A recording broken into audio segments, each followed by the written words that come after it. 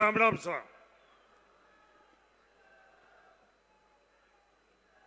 जोधपुर लोकसभा क्षेत्र से कांग्रेस के उम्मीदवार भाई करण सिंह जी उचियाड़ा के समर्थन में आयोजित आज ये राहुल गांधी जी की सभा में मंच पर विराजे हुए सम्मानित मंच प्रांगण में विराजे हुए बुजुर्गों नौजवान साथियों 26 तारीख को जो लोकसभा के चुनाव हो रहे उसमें हम सब लोग करण सिंह जी उचियाड़ा के लिए मदद मांगने के लिए आए हैं। मैं जोधपुर की जनता को एक बात कहना चाहता हूं, ये राजनीति के अंदर एक जनप्रतिनिधि के नाते हम लोगों को उससे आशा क्या रहती है कि हमारी आवाज बुलंदी से वो उठाए, हमारा जनप्रतिनिधि बुलंदी से हमारी आवाज उठाए। जहां भी हम लोगों के निर्णय होते हैं उस निर्णय के अंदर हमारे अनुरूप निर्णय करवाई।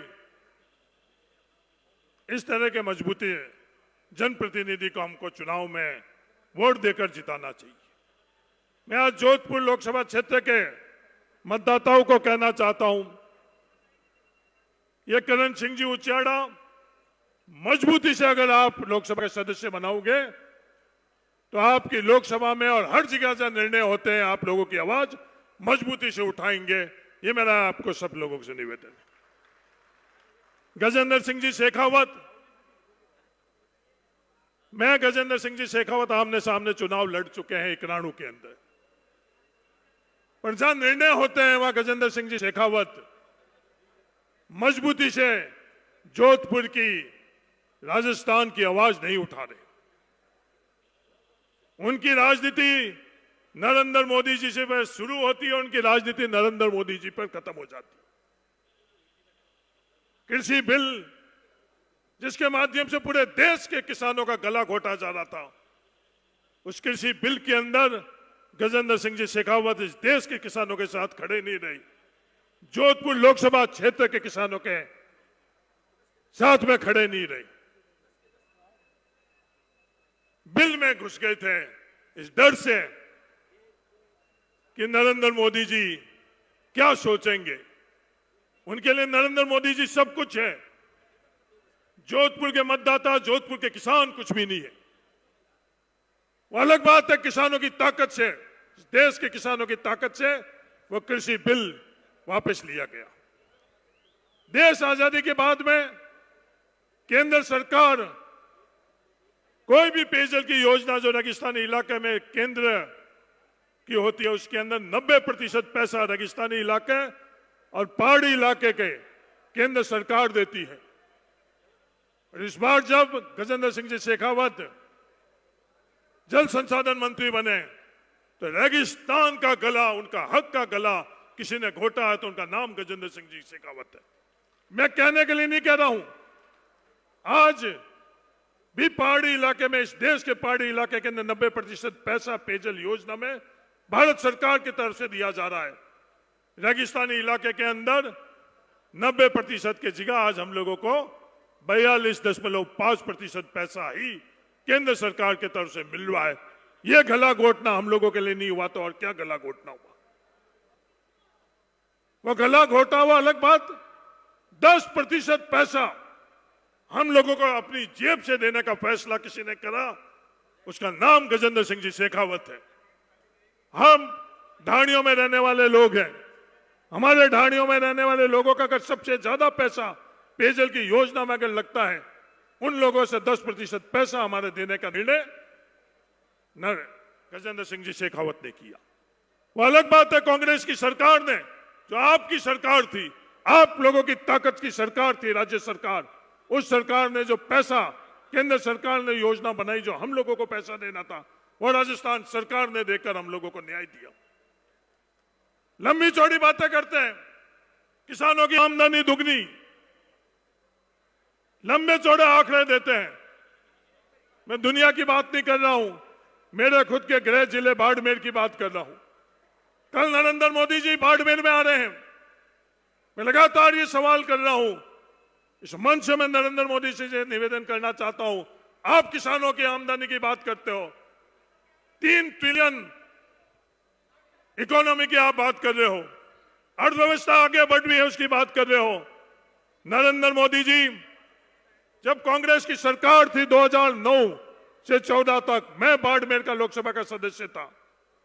बाड़मेर जिले के प्रति व्यक्ति औसतन आय जो हर व्यक्ति को साल के अंदर उसके जेब में कमाई क्या, उसके जेब में पैसा क्या जाता था, वो 17,078 रुपए थे 2009 में। और 2014 के अंदर उन 5 सालों में जब मैं संसद था, 1,21,938 रुपए थे। 7 गुना आमदनी बाड़मेर के प्रति व्यक्ति औसतन आय से 7 गुना बढ़ी।